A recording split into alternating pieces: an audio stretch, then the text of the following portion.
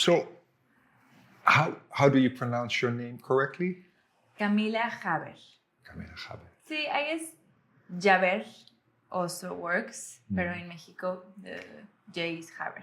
Jaber. Jaber, yeah. So let's start in the kiddie pool at the shallow end. Where were you born? Mm-hmm. Who are your parents? What do they do? Okay, so I was born. I say this always like a rhyme. I was born in an island in the Gulf of Mexico, but now I like making bigger emphasis on Gulf of Mexico. It's called Ciudad del Carmen, and I was born to a family that they were in hardware retail. All right. But then when I was 8, we moved to Playa del Carmen, which is in another state, and that's where I grew up. Okay. Mm-hmm. Do you remember learning to swim? Yeah, I learned how to swim in my the pool that was in my house backyard. We were lucky to have a pool. Also, growing up in this kind of weather, it's common to have pools, and you are always around water and the ocean and the beach. So it's very important for us to learn how to swim, also to stay safe. And from very little, I was already doing swimming lessons in like competing. I was doing swimming competitions when I was 5 or 6 years old. Really? Yeah. What was your discipline? I think backstroke, which is not maybe not so common, but I liked all of them. Yeah. I love backstroke. See, Yeah. I still like it. I use it for training. So. Yeah, you get to look at the sky, you stretch a little. See, and I like the rotation of the arms. Yeah. Of the hand, yeah. See, it's cute. Hit the water with your pinky finger. See, exactly. Yeah, and yeah, I have some memories of kind of the first thing that they teach you, that you have to swim down and grab stuff from the bottom. And I remember playing with the pool's like cleaning system that had big hoses that would go around and make circles. And I remember kind of like going around them and thinking of underwater playgrounds. And I think now that we do reef diving or cave diving, I think back at that time. Yeah. Did you always prefer underwater, or did you like both, or it sounds like you were a natural going underwater? Yeah, actually, I do remember liking also these games that you were holding your breath and going around the pool, and how far you could go compared to your other friends. And I remember enjoying and thinking that I wanted to be good. Like there was a competitive side to holding my breath already, but I think I remember liking the feeling, but also when I was training swimming, I wanted to breathe because it's intense cardio and intense training, yeah. But I wasn't particularly thinking of, I want to hold my breath. I just wanted to be in the water. So when did you realize, like, oh, this is actually a sport and this is actually called freediving and I can do this? See, I guess that I was lucky because I was growing up in a town that had a lot of water activities, and there's a lot of scuba diving in Playa, and the cenotes are nearby, so there's many water activities. And I was doing scuba diving, and I kind of started to do my open water certification when I was 12 or 13, but it took me a long time to complete it. It was one of these courses that I could expand like every weekend, but then I would do one dive and then I wouldn't come back for 3 or 4 weeks. I had other stuff going on. So I realized that maybe I liked it, but it wasn't my favorite thing in the world. And I then realized I was getting a little bit bored of it. But I still wanted to be underwater, and I wanted to be like exploring. I was drawn to watching the fish and seeing them move. But I remember there was something, I guess, that I was missing. I'm not sure. Yeah. And then we had some neighbors.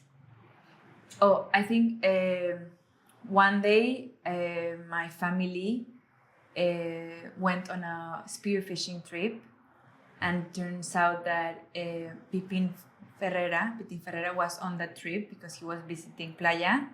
And then when my parents came back, they were like, oh, guess what? Today we met this guy that is known for freediving, and he holds his breath. And I was just amazed by that there was an actual sport that people were training, I guess, to hold their breath. And we found some neighbors that were giving freediving lessons, freediving courses. So who was your first freediving instructor? So I think my first freediving instructor was this father and son. They were Italian, so they were Apnea Academy instructors. But we did a discovery freediving day. Okay. So we did the theory, where I learned about the mammalian diving reflex.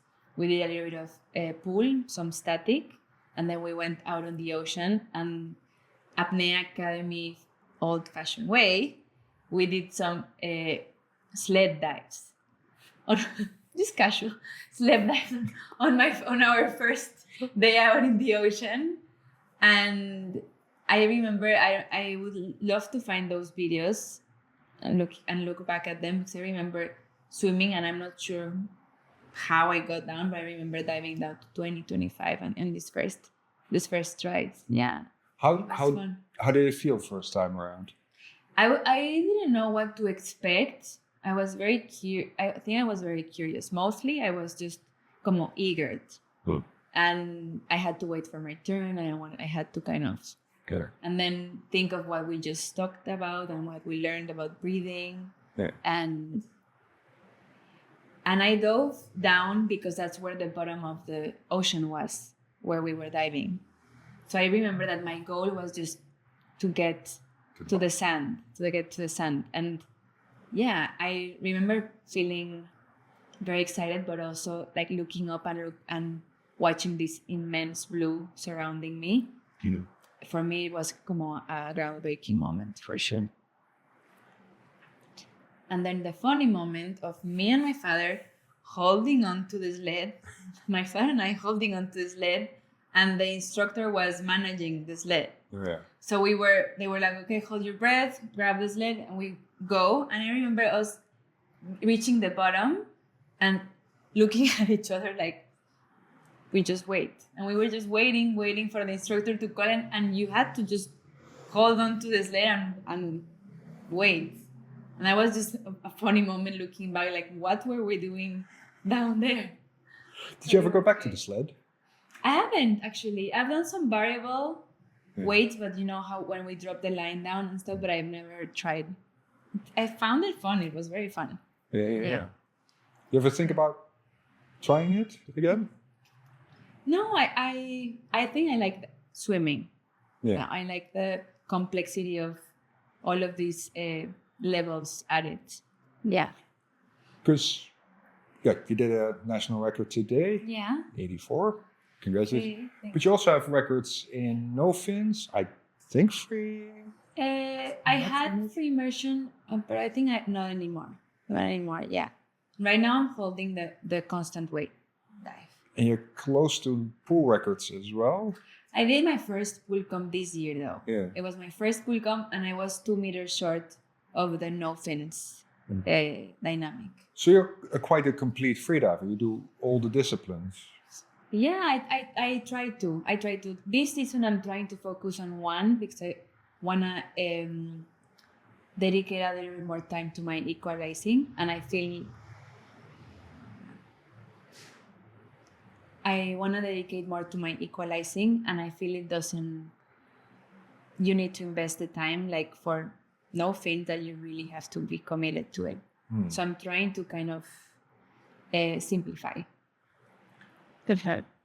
So why depth rather than? Because I remember last few years you've traced no fins. Mm-hmm. Now there's more dedication to, I guess, constant weight is your deepest discipline. What is it about depth that makes that so appealing? Well, I feel like my first years in freediving, I went from the discovery experience to certification with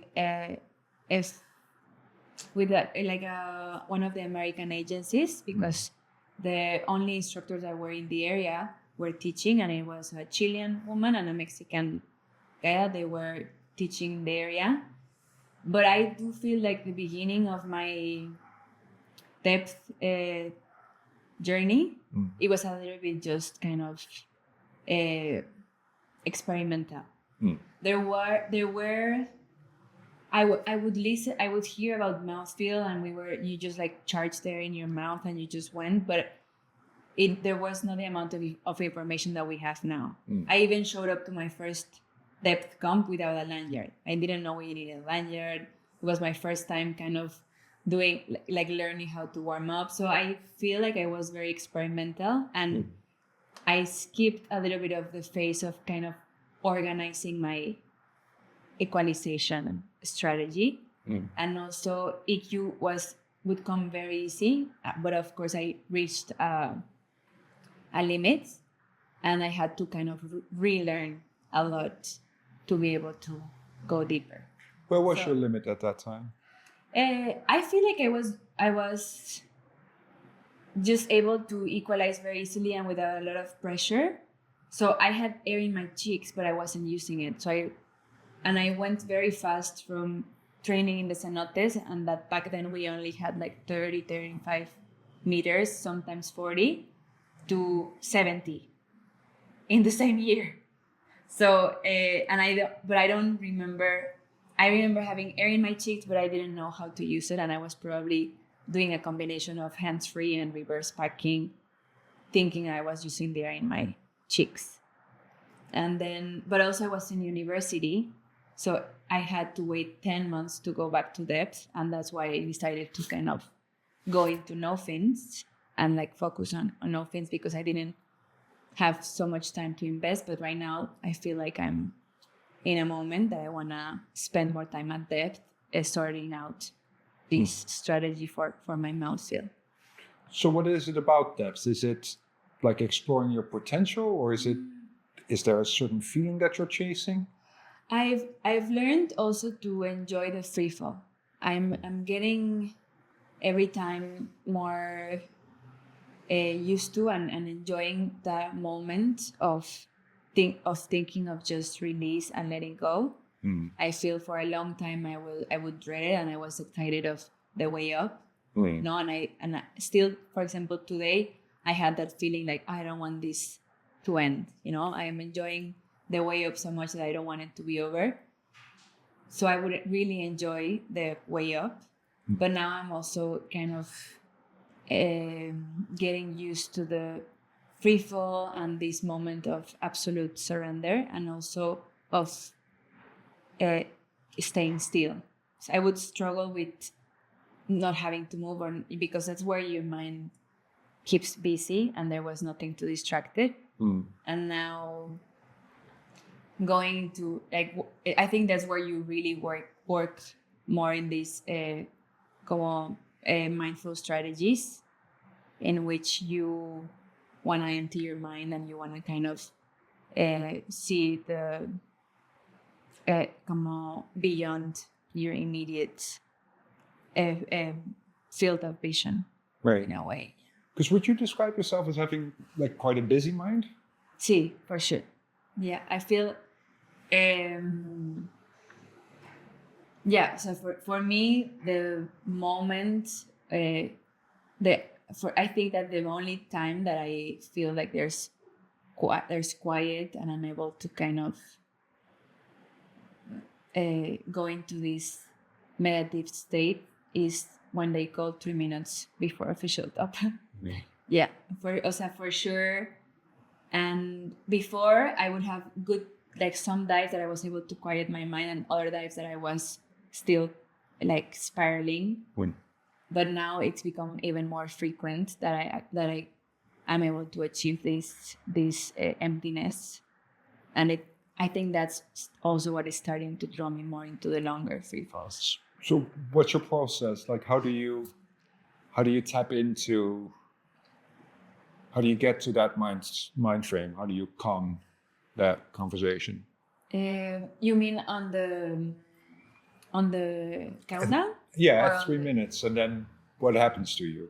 See, so before I would do a lot of self-talk, like the usual like body scan and feel, but I'm right now working more of being in tune with my other senses. I'm becoming much more aware of the feeling of the water, of if there's breeze around my face, or I open my eyes and I see lights. And before I had to talk myself into having all of this, or like paying attention to these senses. But right now, it's becoming a little bit more natural for me to just go to those senses, and that helps me get ready for the dive. Right. So stuff that you feel, also stuff that you see, Yeah, and that you hear. And now on the freefall, or at least last year, I'm still working to get there this year. Maybe today there was a little bit, but I think last year that I worked also on constant weight, and I was getting very comfortable, but then I had to leave the competition. I've been realizing that if I'm able to listen to the lanyards, kind of going on the line, I am working on being like this disconnected mind that is what is going to help me get to the bottom. Yeah. That's interesting. So for you, because freediving is very much a visceral experience, isn't it? Like there's a lot of input, there's a lot of water, there's a lot of sensations. You would think for an active mind, that's a lot of distractions, but you use that input. I think they aren't distractions because it's very simple and very I don't know, it's like very real. It's like it's what you can grasp, and like what you're feeling is there. Is I think an active mind is also kind of making assumptions, generalizing, getting ahead of itself. For me at least, my mind plots 10 million situations that could happen, and it's thinking about what happened in the past, what's happening in the future, where to go next, what's ahead. And in freediving, it's what you have in the moment. So I think that's why I actually feel much more comfortable when I kind of embrace what my feelings and the sensations in the moment. So how does that then work if you think about the moment, but you're going for a record attempt? Because a record attempt is almost, it's defined by a number instead of the moment, and that number is ahead of you. Does that mess with your brain at all, or do you is ego at work here, or do you try to shut that out? How does that work? I feel I've worked in also como taking some pressure off of like these single dives. I just know, because I've been competing for a long time and I plan to be competing more in the future, that a single dive doesn't define myself as a diver, and it doesn't define my career, and it's just kind of a stepping stone in a longer process. So at least for me, that kind of makes it takes some pressure off. And I also think that getting ahead or thinking what is going to happen, it's not going to define the result. And I like this idea that the result, well, I might be contradicting myself, but I like to think that when I'm in competition, the training has already been done. So it helps me to feel prepared to do the dive, and it takes some pressure off. And at least where I stand now, it's mostly if I'm going to follow the steps to be able to equalize and reach the depth that I want to reach. Of course, like having troubles with hypoxia is always a little bit in the back of your head, but that's nice about having these dives in competition because you know, like you're in good hands. Yeah. Huh. So, say like on a dive like today, you get at 84 meters. Yeah. You get to the bottom plate. Do you remember what goes in your mind? What's that like? See, right now, because I have an alarm 10 meters before reaching the bottom plate, and where I relax even more, where I'm trying to kind of see where the position of my tongue and where is the pressure coming from. It can, in the last 2 dives, it kind of has surprised me a little bit. The bottom, because I hear 10 meters before. So from those 10 meters to actually reaching the bottom, it's just waiting for the stopper to come. Yeah. That's what I mean, that I would also, maybe last year I was diving with a heavier lanyard.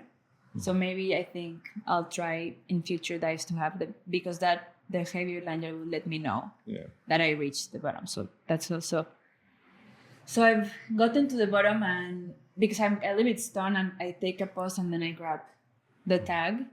And on the way up, I'm working on getting and being more focused on the way up, because on the way down it's released. Like I think I already kind of have my mind strategy set in place. It has a lot to improve, but I know what I want to achieve. Yeah. But in the past, on the way up, I've made mistakes of not being focused enough because I'm enjoying it so much that I started just going other places. Wow. And that it's not as good when you want to perform and when you need to reach the surface at a certain time, or you want to be efficient. Yeah. So I'm kind of working of having, like establishing a mantra to keep me on route, and also to think a lot about technique, and to think about and the same, not getting ahead of myself, or not thinking about this dive is in, I have this dive. So because you don't until you reach the surface, and That's interesting. Like you almost have to rein in your joy. Like you have to tell your joy. Yes, for sure. Really? I do, and for example today, because I felt so good at the bottom, I had to be very mindful of not start thinking, oh, I got the next dive, you know, because it's so easy, because at the end, or at least this competition, my plan is to build up. I'm building up, so on the first 2 days I'm like building up toward these other next competition days, and at the end, because it's the first comp of the season, this is a building block for my peak comp. And so every dive is kind of like, as we were saying, like building or like stepping stone towards something else. But if every dive is a stepping stone, I shouldn't get ahead of myself. Right. So, and today I was very feeling very well. I didn't want the dive to be over because I was enjoying, but I also was trying to keep myself gathered and in the present, and kind of working on establishing this mantra. And when I got to the surface and I got the white card, I had a moment that I when, like, you know, the safety divers are great, and they come and they hug you, and it's a very special moment. I feel like when they started hugging me is when I woke up, and I was like, okay, now you are alive. Now you can enjoy yourself. Yeah. Because if you don't put like the handbrake on that joy, would you just kind of instinctively start swimming slower to make the dive longer, or what would happen? No, I think for me, in the past I've had some dives that are, in this idea that we, that in freediving or wild diving, we learn more of ourselves, and we kind of expand who we are, and we listen. I believe that we kind of tap into some subconscious mind that is giving us information of ourselves. Yeah. So sometimes I let my mind loose, and like I start having these conclusions that I find it that it's healing. It's been healing for me to be there, and I've accepted things that maybe rationally I wasn't able to accept, but during the dive it kind of came together. It's and I find it's like big part of why I feel so drawn to diving. But in performance, when I am doing a dive and I'm performing and I need to get to surface, that is consuming some oxygen. Right. So I think there's some dives where I can have those moments of dialogue with myself, and then there's others where I need to make sure that I'm on schedule and on time and I need to reach the surface. So do you ever schedule in dives where you just kind of go like, this is just for pleasure, I'm not gonna set a target here other than I want to get dreamy, I want to have a dialogue with myself? I wish I could schedule them, but I think they just come as they go, depending on where I am in my personal life. Cool. But it normally happens at the beginning where I'm building up to depth. It happens when I'm kind of beginning of the season, working up to a certain goal, and these dives are dives that I've done in the past, but they're still like challenging because I haven't done them in maybe 7 months, because I've done my base training, and it's when I'm just getting back to depth, and it's depth that I'm confident I can do, but they still require the whole focus, strategy, mindset to do a depth dive where you need safeties and the whole thing. That's usually when I get these moments, and then I'm learning now that there's a moment where I have to switch and turn into actual performance, which is interesting. It's something new. So are those learning dives or those mental dives, are those your favorite type of dives, or do you actually start to prefer the big record attempts and the PBs? I think they're different. I like the learning. I don't know. I have to find a name for them. I don't know if it's learning dives, because that sounds a little bit more, structured. But it's inner dives. See, and I don't want to say trippy dives because that sounds. But a little bit more this, and also not discovery. I'll need to find a word for it, but they're very specific, and I remember certain ones that have been very special.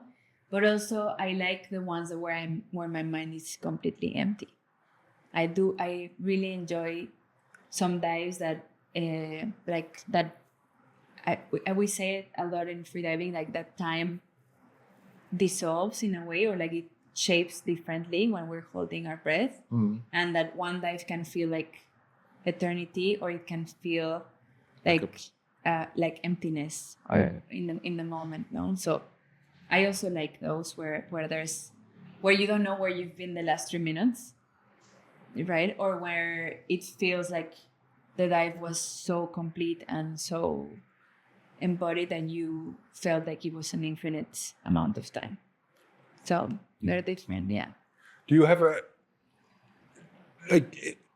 that sounds very like you remember a specific dive, or is that every year you have a few of those? I think I have a few depending. I of course remember the most recent ones. I would actually like to go into my logs and have a little bit of going down memory lane of these moments that have been life-changing. But also I do remember that some in competitions and in performance is where I tend to have dives where I realize that my mind was completely empty. Yeah. So that's why I know that for performance, that's the mindset I wanna achieve. Or when I'm actually pushing my hypoxia threshold, or it's when I wanna have this silence, and I think also that happens probably because when I'm getting ready for a competition, I'm doing much more of my habits. So I'm meditating every morning, I'm journaling, I'm shutting down devices before sleeping, I'm having a better sleep. So that's probably, but when I'm working to a competition, But at the beginning, I'm a mess. At the beginning, when I start my depth performance, my depth season, when I start my depth season, I might be doing some here and there, but I'm also kind of going around living the life outside of freediving, and then slowly freediving kind of brings me back to this, to stabilize my mind, I guess. Do you think that because you found a certain structure in freediving that helps you, do you apply that in everyday life as well? I try. So for sure, before I started, I noticed that I could feel myself if I hadn't done freediving session in a while. I was feeling it more erratic. My mind was very hard to quiet down. I was making more mistakes or forgetting stuff or procrastinating more, or I've had a lot of trouble with kind of basics. I guess like my ADHD brain was a little bit more out of control, and I was like, okay, I need to get in the water. I need to go freediving, and that kind of sets everything back into kind of its place in a way, or at least it suits it for a while.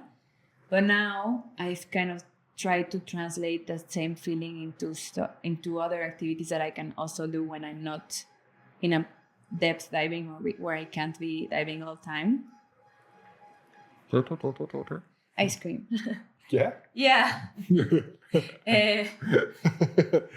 So I think I'm learning. It's definitely, I've been learning to emulate, and I also feel like I've been searching. I've searched for other activities that bring me these kind of feelings, but nothing translates like freediving.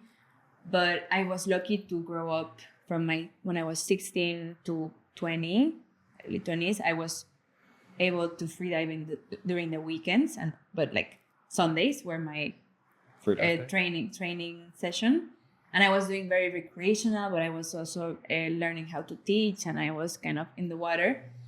And then that's when I moved to university, where I couldn't freedive, but I started climbing and I started paragliding. So activities that have not similar, but that also require you to go in certain mindsets. Yeah. But it wasn't the same. And now I'm able to find a balance of like spending more time in the water, but also doing other activities that kind of can simulate at least basic feelings. You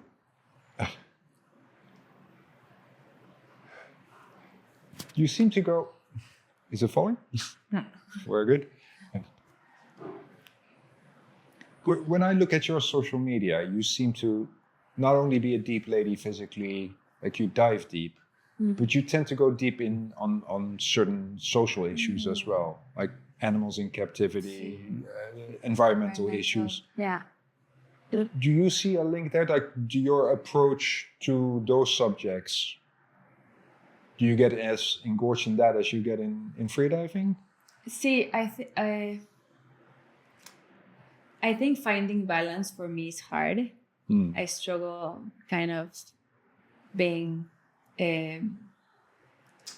managing my energy or where I put my energy and how to divide it in a healthy manner.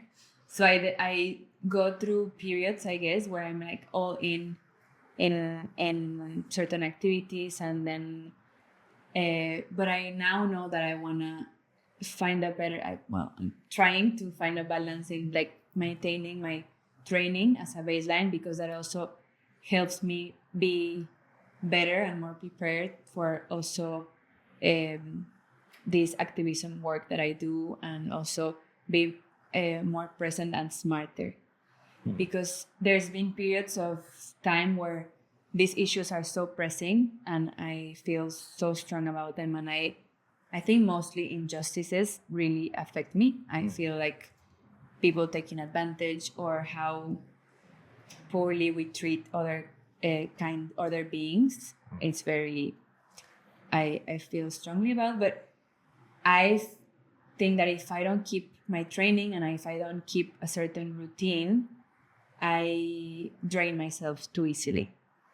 Is it a bit like when you go for a deep dive and you don't grasp like the structure and you don't grasp yourself by the joy and like you stay in there too deep and you have a tendency to go too deep, or stay too long? Is it kind of similar to that? I think just the general this general term that we're putting names to everything, but burnout, where you kind of in freediving we overtrain, and I guess in professional life and other activities we burn out, and I feel definitely that having a balance in these different interests is just makes me a better freediver, but also makes me a better activist and also a person and like in my social life. And I think it's important. It's interesting, isn't it? We talk about balance and we talk about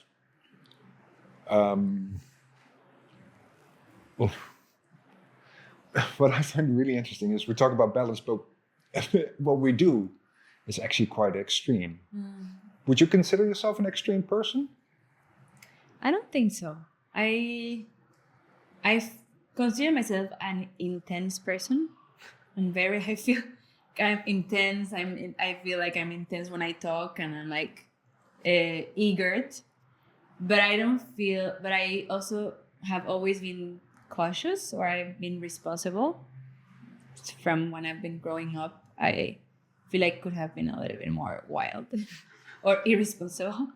I wanted to do correct, so I don't think I'm extreme, but I'm definitely intense or drawn to feeling alive. Right. And I feel that freediving is where I feel the most alive, and that's something that I also keeps me coming back. Do you think other people would regard you as extreme? Yeah, maybe. Are there people you regard as extreme? See, the thing is that I don't feel extreme because I used to think that I was searching for adrenaline, and I think probably in the paragliding there was adrenaline, and then climbing there was adrenaline, and I did the jumping out of the plane, and I did the rappelling down 100-meter rocks, and so that was extreme. Yeah. But then in freediving, because we don't have this adrenaline, so I don't think I kind of maybe align extreme with adrenaline junkie, and I've kind of paused the adrenaline search for some time, and I also am looking more for activities that suit me, because if not, my mind is already intense enough. Quite adrenaline filled, Yeah. Oh yeah.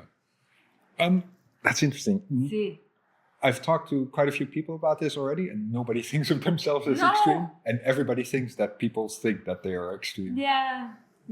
For I think like my family and friends around, but I think also I've grown up with the sport. I feel very lucky that I found it when I was young. Yeah. So I wasn't doing something else, and then all of a sudden started freediving and changed my life. It went with me. So I think the people around me and my family and friends, it has also become very common. Camila is a freediver, So I don't get from, at least for my inner circle, oh, you're so extreme. I don't. So what? And I feel like whatever my inner circle, that's where I mirror myself. All right. Yeah. Do you think of yourself as a deep freediver? Actually, no. No? No. I think I'm experienced because I've been doing it for a long time. Hey. But I feel like I'm every time I do think that deep is everyone has a different perspective, but I have come to learn that my dives, even though they might not seem deep, are deep for me and where I am in the moment. So I'm not a deep freediver, but my dives are deep. So who would you consider a deep freediver? I think we think of deep freediving when they're closer to world records and where they're working actually to achieve them. Yeah. I know that deep, but I don't know what deep is. Right? Yeah. Because 10 years ago, you would have said 80, 84, that's deep. Yeah, I guess. But now you're there. Yeah, but I think I prefer saying that whatever is your PV and where you're going is deep for each person. But I wouldn't call I think a person that is learning and has started a deep dive is a 40-meter dive. Yeah. You know, but they are not a deep free diver. You know what I mean? So you're doing deep dives, but I don't know if a deep free diver has. I think everyone is their own does their own deep dives. You know, of course, deep free divers. I think we kind of agree that world record holders. You know, but I wouldn't know where the threshold is. I wouldn't say at certain depth you start becoming a deep free diver. I think it's just a matter of where you stand, and it's important to respect the depth you are in every moment. Yeah. Are there other people that you consider deep in, not necessarily freediving, but let's say deep poets or deep artists or deep songwriters? That's a good question. I think people. I'm drawn to people that kind of are very devoted, or maybe we can use the word, that are deep on questioning their own life and their own privilege and their own place in the world. And I think that I feel like people that are human rights activists or defenders, that they have kind of seen their life and see how privileged it is in certain way, and then choose to go out of their way to try to work towards something better. I think that they've gone deep in themselves to kind of see that. Yeah. So that's more of a deep reflection kind of thing. You reflect on your position in the world. Yeah, I think that I'm saying. Oh yeah, I'm sorry. I'm gonna move here. Yeah, I think Yeah, it's interesting. The word deep. It's so familiar to us, but at the same time, describing someone as a deep person other than freediving is interesting. I do think that self analysis and self criticism is something that I would consider that if someone does, they are a person that goes deep within themselves and is able to see where they stand on their own privilege. And it's not easy to stand and realize how many things have come easy for you that they don't for others. Yeah.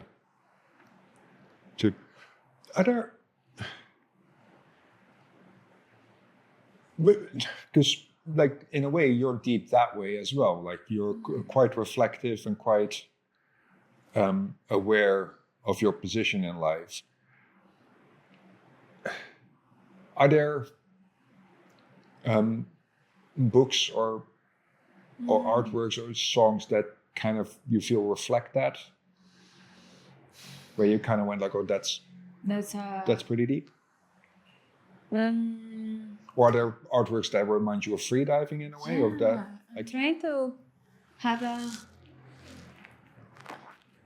I'm trying to think of what kind of artwork would I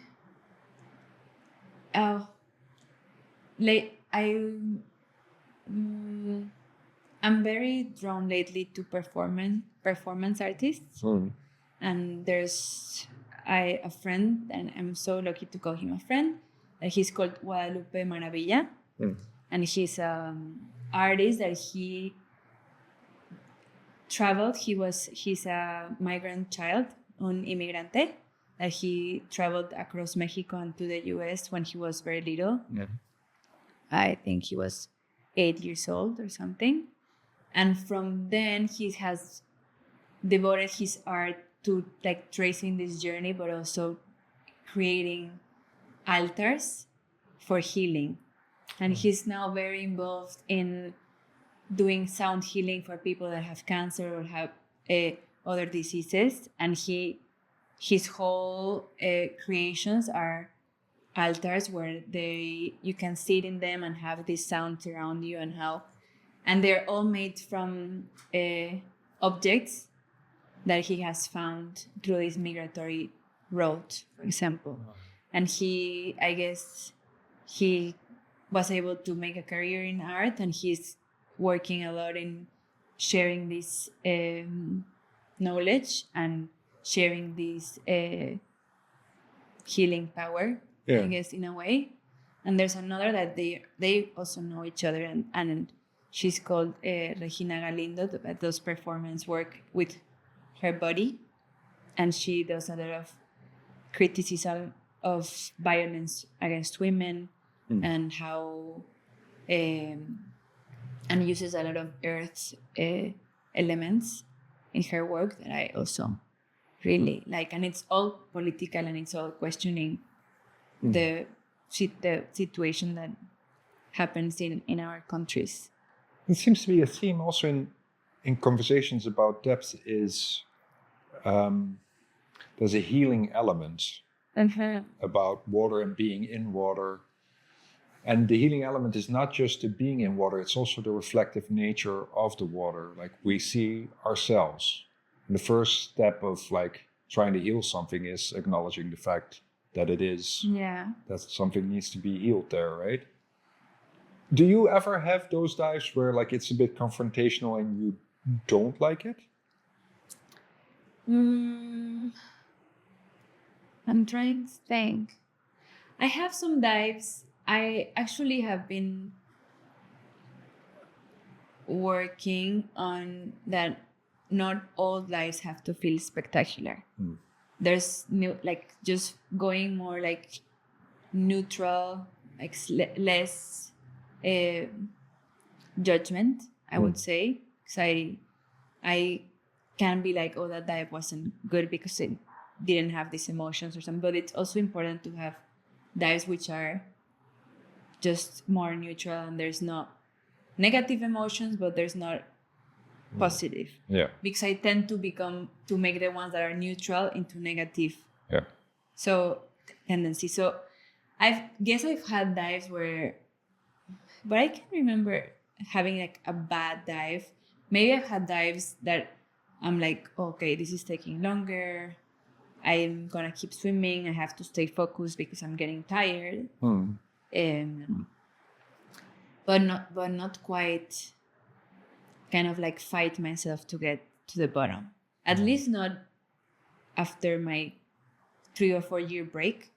Maybe before I would force myself a little bit more. I was also beginning, so I didn't know. Yeah. But right now I think I'm a little bit better at not forcing myself to dive if I'm not feeling like it. Yeah. I do have moments where I'm thinking before the dive, and I'm like, okay, just think that this is gonna be over soon, and that's something that I don't think I should be going to. Yeah. And I try to avoid it, and if that is the case, I'm like, okay, I think I need to rest soon. But when the actual dive comes, it feels okay. It's more before where I could be thinking, okay, a dive is maximum 3 minutes, and then it's done, and then it's over. But in the dive, if it's not feeling great, I think I don't force myself, or I think I not think about it as much. Weird. Yeah. That's wonderful. Because I've had some, especially statics, where I was reminded of I want to static is a whole new. You don't practice static? Static is a different game. It's a different beast, isn't it? Yeah. Because I find those very confrontational. Mm-hmm. So you have that too, like every once in a while? Yeah, I was thinking of dives depth. Yeah. Dive static is a different Beast. Yeah. Also, in this, I did my first pool comp earlier this year, February, and I remember the static for that pool comp. I was reaching 2-3 minutes, and my ego was definitely there. Yeah. O sea, it was como I wanted to come out at 2 minutes 33 minutes, and I can see it's very easy to go into a spiral. Like if you can hold your breath for 4 minutes, you're not a real freediver. How can no? But I was able to kind of go past it, and yeah, I would say that one was confrontational for sure. What do you reckon it is, the difference between a static breath hold and a depth breath hold? It's static is, I feel like it's, for me, they're completely different, and I don't feel the breath holding part so much on depth. It's more about steps and process and kind of getting these steps right, but more than actual holding, like feeling that I'm holding my breath. Yeah. Because we have the pressure changes and everything, but in static, it's a different. I feel like if I trained it more, maybe I could enjoy it a little bit more. But is it also like depth is kind of its own reward? Yeah, for sure. So what is that reward? What does it feel like to you? For the depth, I think I couldn't summarize it into a single experience. I think there's a reward on that every time the dive feels smoother, and that every time my body kind of knows what to do or where to go better, and when everything aligns, I think that's special, when there's just so much that you have to not control, but that has to align. Yeah. And the sum of them, of the parts, I think it's the reward for me. It's fascinating, isn't it? What pressure does to a body. Like if you describe it to a normal person, they would shiver and think like, why would you do that to yourself? Yeah. And if you experience it, like we know it's a survival mechanism, like the blood shift and everything, but it feels so good. Yeah, I think I've heard recently that some people feel the blood shift once they hit 30. I personally don't feel like kind of like that change. I do feel the vasoconstriction a little bit more on the way up, and the sensation has some sort of like pleasure. But for me, it has definitely been like working towards every time flowing a little bit better and having to think less every time. Right. Thinking less is a real, like, for some people that seems to come so easy. For people who have a bit of a quick busy brain. Yes. Yeah, I actually, I don't know. I can't imagine that someone has it easy to think less. I don't even know how that would work. For me, I'm just so used to the chattery and the speed and the conversational that it's hard to think that there's a moment where people are like just silent in their normal lives. Ice cream? Ice cream, yeah. Ice cream. What I really find fascinating is you've never had a scary experience. I've had experience. I had scary experiences when like my lanyard gets caught. Like But your brain never goes, "Ah!" No, not so much. It loves being down there. It's comfortable. Yeah. I guess it has had some scares like for no fins where I do start wondering, oh, am I gonna make it up or not? But usually I would turn. Hmm. And I have had a couple of blackouts, 3, 4, but I haven't seen them coming. I think some people are like, oh, this is gonna happen. For me, has been a little bit of surprise sometimes, especially with the no fins ones. So I haven't been like at the bottom and turning and being like, oh shit, where am I? Yeah. Not quite. And if I have, I would start pulling. I don't know. Maybe I'm having, or maybe my brain is just being my memory is being selective. And it's like blocking off. Also because we're in the middle of the comp, I'm like blocking off other feelings. I feel like, during the dives, not so much. I get the feelings maybe before.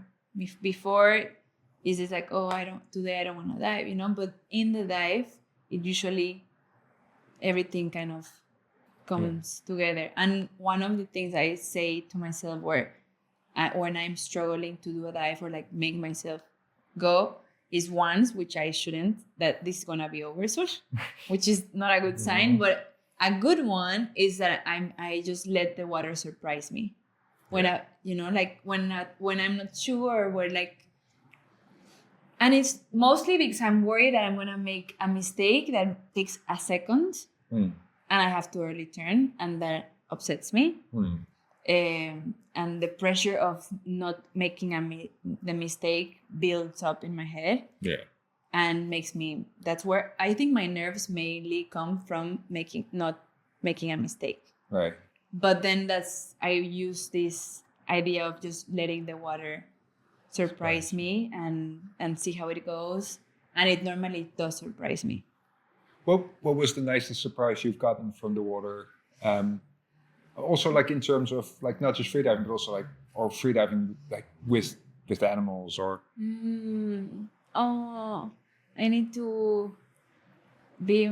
I actually want to have them much more present, because I think I went through a period where there was a lot happening. Yeah. And a lot of nice surprises. And I try to keep a diary and I write it down, but I need to go back and read them. Yeah. I think one of the most special moments, because it was very brief, was a trip in Tonga that we knew there were whales kind of in a bay, but we didn't know exactly where. And we would see that the island and the shore was right there. Yeah. And I remember we were swimming, kind of like swimming towards where we thought we would see that there were some breaths. But I was like, well, but the reef is right there. And I remember looking at these rocks and then seeing something, and then seeing a bigger rock, and then realizing that the whales were right next to the reef. And seeing a big humpback whale with the escort and the baby in shallow water. And it was a brief second, because we were a little bit far, so we saw them as we were approaching them. Yeah. Has been one of the most special moments. Yeah. Yes, just because you really see the dimension and I guess the size, but also how careful they are when they are in very shallow water. Yeah. Yeah. Do you have that too? Like when you are, like one of the things I love about freediving is it makes me feel more part of the environment. Environment. It's because you're an environmentalist and a freediver. Is that where it kind of comes together? Like when you become like almost like a sea creature? I think I feel like one of the reasons I wanted to start freediving is because I wanted to be more comfortable and spend more time underwater. And I did notice very quickly the difference between going to a reef and with bubbles compared to approaching when you're holding your breath, and just the games that you can play with animals. I remember this competition in La Paz that we went, and this was 10 years ago, so before it was so crowded, and we had this beautiful moment with the sea lions, and how just I think just how playful they are and how playful we can be as freedivers with sea lions it's a moment when you feel like you could stay there and play, and we play the same games. We actually share the same games. But for me, I do try to keep very aware that I'm visiting. That I feel like that water is part of ourselves, but I do think that underwater ecosystems, we are still guests, and we are still entering an environment where we have to be respectful, because we're still going in someone else's house in a way. Yeah.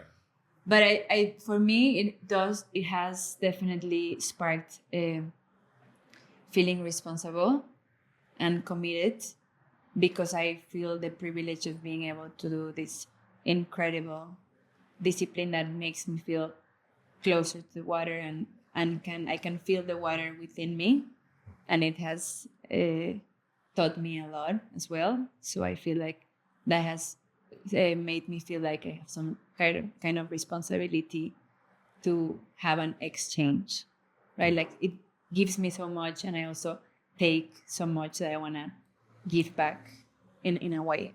Yeah.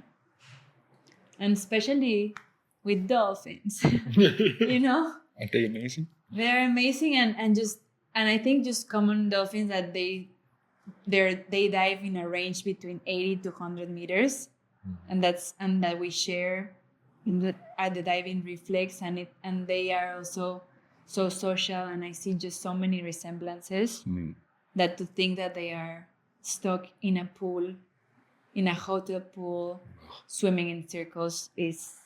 No. I think that one of the reasons it took me so long to do a pool comp is because I would struggle to actually do a pool session without having them in the back of my mind. And especially in Mexico, that we have so many.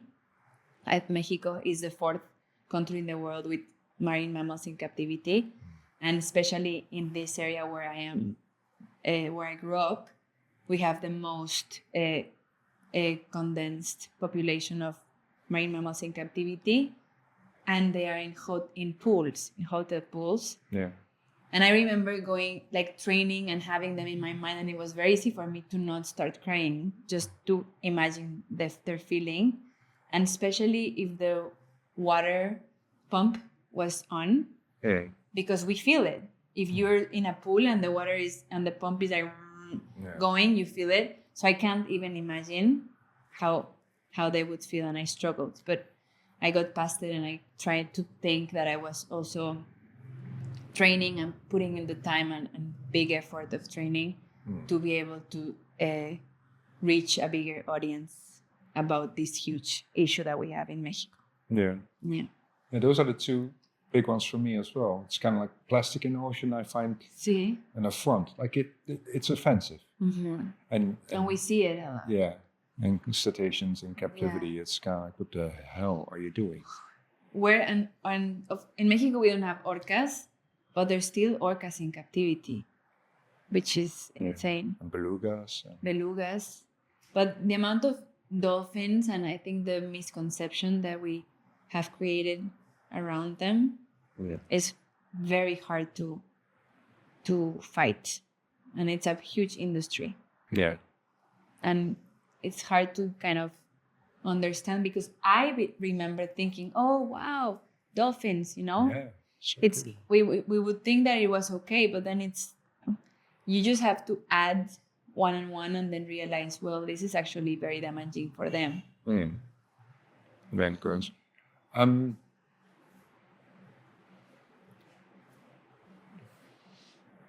Trying to find a way to end this elegantly because it was such a beautiful ending before.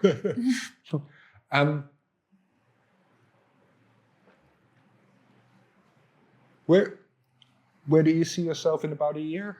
Oh, a year. Back here in Chihuahua. Yeah, I think a year I definitely see myself hopefully managing very well this competition season, not getting ahead of myself, but also pushing to a place where I feel proud. Yeah. You know, it's always, I struggle there. And hopefully I'm able to have this, well, every year, I don't know, because it depends on work and depends on what projects come in and also what comps I can do. But I am really enjoying being able to have a base training to arrive to depth feeling much more confident. Yeah. I think it was Andrea Agassi who said, like, if you train hard, you earn the right to dream. Yeah. So if we do one more dreamy dive, do you dream about the 100 or beyond? Yeah, I do. I feel it's not gonna happen.